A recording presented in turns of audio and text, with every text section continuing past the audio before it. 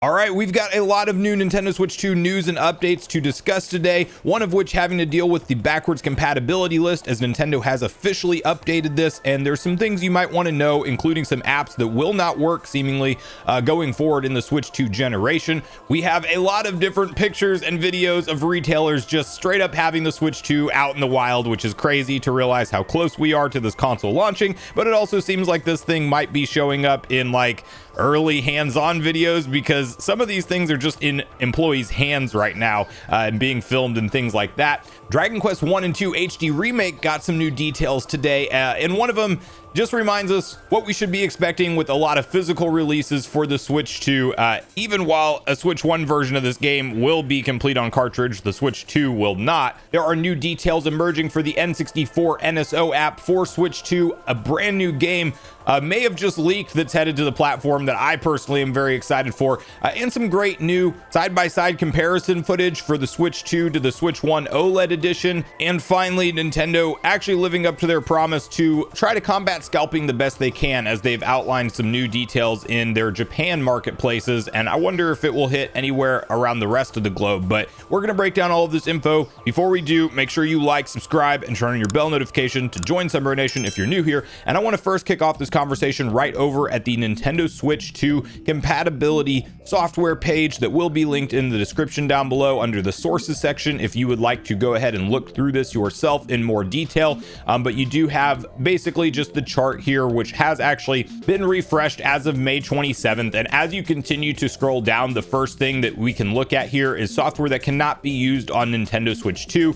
Of course, we've known up to this point that like Labo and things like that won't be compatible with the new console, so that is something that is detailed here. You might notice a couple other applications: Hulu, Crunchyroll, and Inky Pen, all of which right now can be supported on the current Nintendo Switch. The detail as of currently is just that they cannot be used on Switch 2. It is not clear if Nintendo is going to update these applications or if this is just the end of their support on the platform, because maybe Nintendo is not renewing licenses with these particular services in the Nintendo Switch 2 generation. I don't typically watch stuff on my Switch. I know some people do, so maybe a step backwards if that is something you currently use. Then you do have basically a whole updated list if you really want to go through in detail and make sure that nothing that you care about is on there. You might just, want to scroll through this list and see, issues with startup on Nintendo Switch 2 right now. This is kind of the list of games that you can basically say is they're having problems right at starting up, and YouTube is on there as well. So another content one that just says issues being investigated currently on all of these. But in terms of diving into your backlog of games for the Switch 1, some of them, another Crab's Treasure notably popped out to me there. They're just going to have issues right out of the gate, because the way that the developers actually did the backwards compatibility was through a form of emulation, but it was explained by the developers in a very technical way. It's kind of like a hybrid emulation, but still using the original code and switching it over in real time. Anyway, things don't work seamlessly with that on everything, so there will be some sacrifices that have to be made in terms of getting all of these games in order to function properly on Switch 2, and it seems like it's just going to be a thing that will be less and less of a problem the longer that this console is out.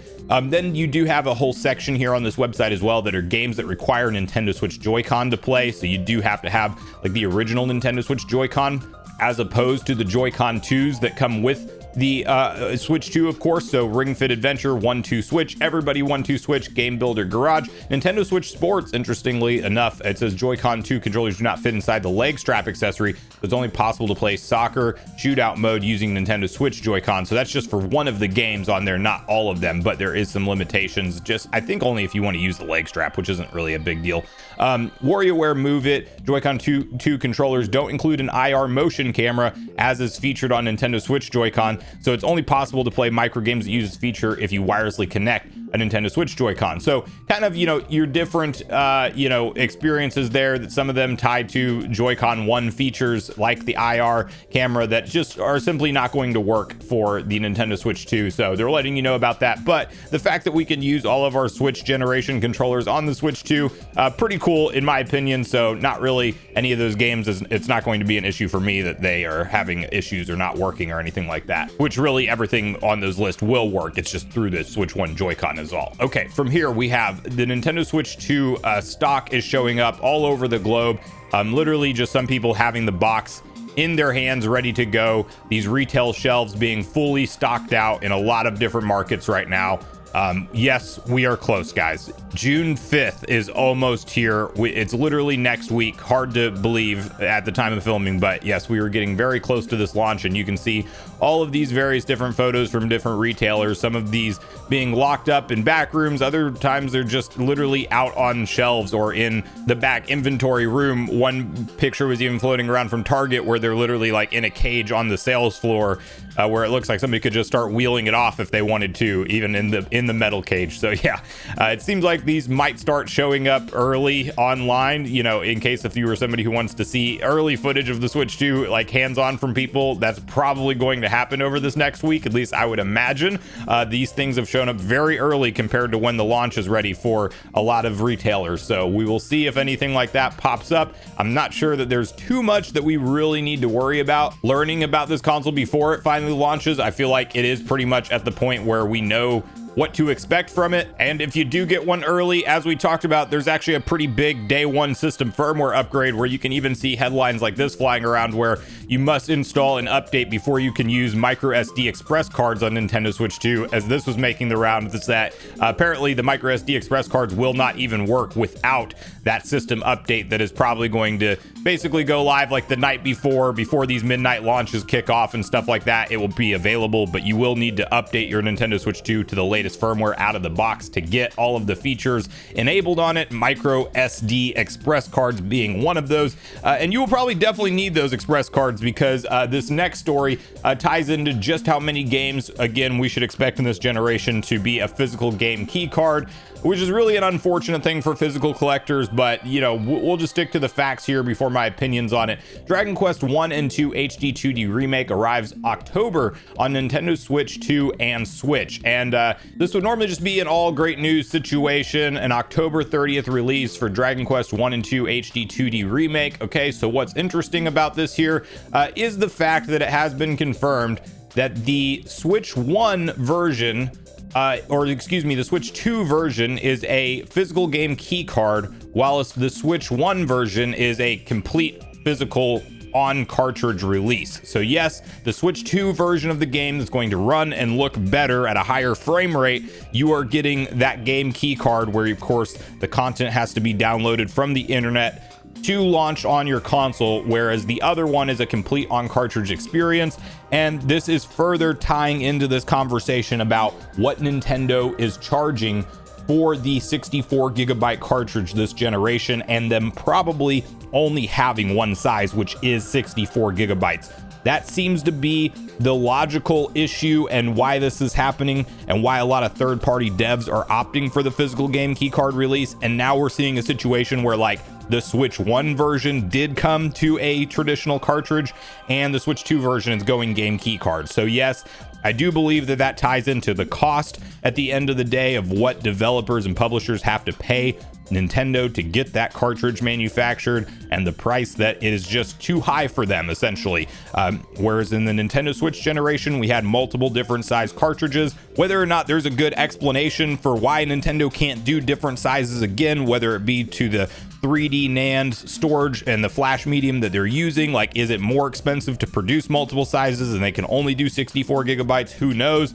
But regardless, this should just be the expectation that third parties, most of this generation, unless if it's a Cyberpunk 2077 or these one-off games that the developers and publishers really just push to get it all on cartridge and they're okay with eating that additional cost, I would expect most of these third-party releases to just hit as physical game key cards in this case.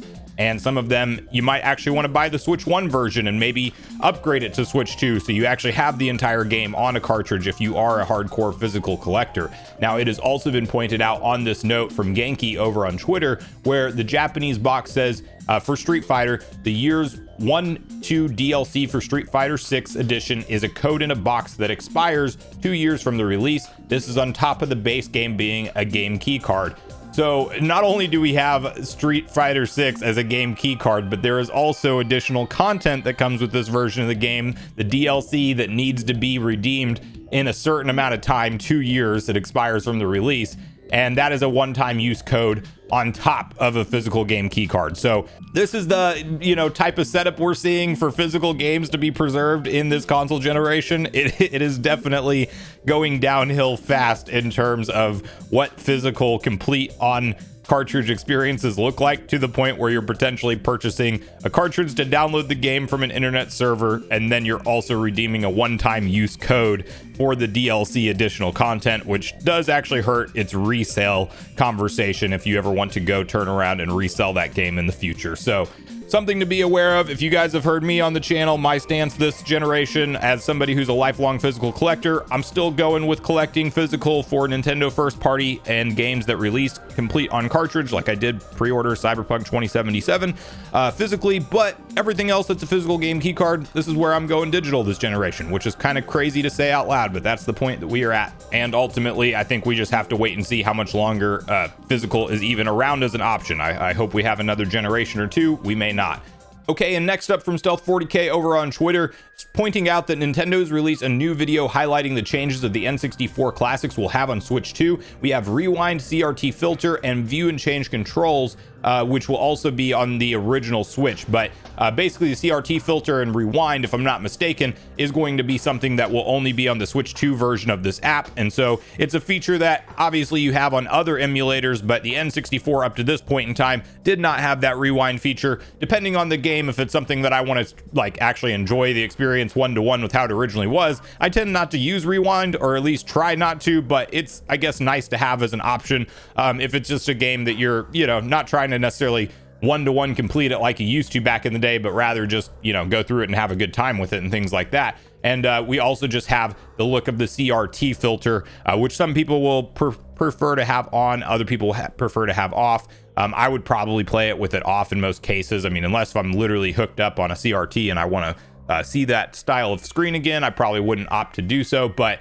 then you have the view change controls very last, which is just nice that it's something that can actually be remapped right in the menu of the N64 app. And this is a big win because N64 controllers, as you probably know, are not as straightforward as you'd like them to be. So I do think that this one right here, just being able to quickly change the controllers, go straight back to the game and have it done in the emulator, in the app itself, that is a big win. And you do have the compatibility list here where that's coming to both versions of the app, but CRT filter and rewind will be skipping out on the original Nintendo Switch compared to Switch 2.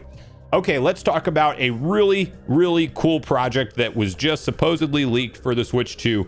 This comes to us from Nash Weedle, an increasingly reliable source when it comes to leaking inside information. And he says, Leak Express, I can confirm that a Lies of P port for Switch 2 is in the works. Their announcement seems like it could be made in June, but it depends on some factors in the port's development as they want to reveal a release date. So the claim here is that Lies of P will not only be coming to the Nintendo Switch 2, but it could be coming as soon as June, just depending on when the developers can get this thing ready to go for a launch, because they want to actually advertise the launch date. Now, this is a big one for Souls-like fans out there, because if you do play Elden Ring, Dark Souls, all of that kind of stuff, you will actually want to check out this game. It's a fantastic Souls-like. I played it to completion and really enjoyed my time with it. It packs a punch in the difficulty department quite a bit, and you do have to learn like the parry timing. It's really key to getting good at that game. Thing about it is they are actually adding in difficulty options for the DLC release, which I'm not necessarily, I mean, I guess more people can play it that way, but I just feel like in Souls-likes, just make them as difficult as they are, and you just have to, essentially live up to that standard to kind of progress or not. When you throw difficulty options in there, I start to question what I should be playing on difficulty-wise. But anyway, if it's something that was too hard of a game, you checked it out before, if it gets this DLC update with difficulty options included in there, it might be worth checking out. And then you have, obviously the game, I'm sure, plus the DLC releasing on the Switch 2 version. So another great one that's been out on other platforms that will just be cool to see make it to the Switch 2. Next up, we have just this video comparison that I will just briefly show on screen here of a Switch 2 versus an OLED, nice side by side and exact, just get a good idea of the dimensions difference, which is just, we're going to realize it when we get this thing in our hands very soon, but it is a beefy upgraded console compared to the Switch 1. It definitely is going to make the Switch 1 feel significantly smaller. And it's nice to see it just, working here, side-by-side comparison with the OLED. Of course, no OLED display in the Switch 2, but I do think the screen overall with HDR and all the upgrades, 1080p, is going to look more impressive, and we'll see if that OLED refresh comes down the line like it did in the Switch 1 generation, like we've already been talking about, according to reports, as mentioned in prior videos. Like, there's literally already reports suggesting that Samsung is pushing for Nintendo to use their OLED displays for a refresh that comes down the line. Okay, from here, last story to close out. So Japan, Nintendo has partnered with online marketplaces to stop Switch 2 reselling. You might remember that Nintendo made some promises to fans to try to do everything they could to stop basically scalping of their new next generation hardware. Well, Nintendo has held true to their promises to stop Nintendo Switch 2 resellers in the land of the rising sun, as it announced that it partners with prominent online marketplaces to stop the reselling of Nintendo Switch 2. The Kyoto-based company stated that it has approached 3 major Japanese marketplaces in Japan, as they are Mercari, Yahoo, and Rakuten. Rakuma, Nintendo will prohibit the sales of console for an indefinite amount of time and has asked the marketplaces to proactively remove listings that are seen to violate this. Hopefully Nintendo will also do the same here in the West and crack down on resellers on eBay and Facebook Marketplace. So yes, legitimately, Nintendo is not allowing the resale of the Nintendo Switch 2 in the marketplace in Japan. Whether or not they bring this worldwide, we'll have to wait and see. But it is actually nice to see a company step in and say, no, you're not going to sell our console for double, triple price to a marketplace that's trying to buy them. And rather, all of these units that scalpers buy up to try to do that, you're not going to have an easy time offloading them if you are in Japan, apparently. And right now, you still have all types of crazy inflated prices showing up on eBay and various different marketplaces around the rest of the world. So I don't know if that will come over here or not. Maybe Nintendo, being based in Japan, are just taking a stronger approach over there.